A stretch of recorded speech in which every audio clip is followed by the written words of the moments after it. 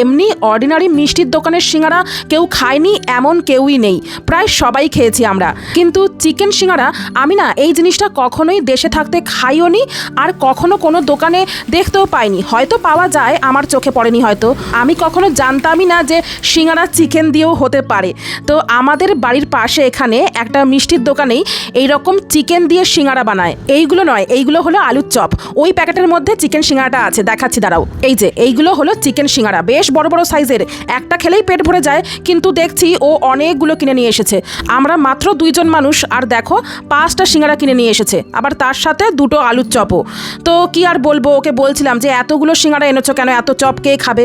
বলছে এটা দিয়ে রাতের ডিনার হয়ে যাবে, আজকে ডিনারের জন্য আর কিছু বানাতে হবে না। ও যখনই অফিস যায় আসার সময় হাতে করে কিছু না কিছু আনেই। তো আজকে আমাদের বাড়ির সামনেই একটা মিষ্টির দোকান আছে, ওখান থেকে আসার সময় এই সিঙ্গারা আর চপটা নিয়ে এসেছে।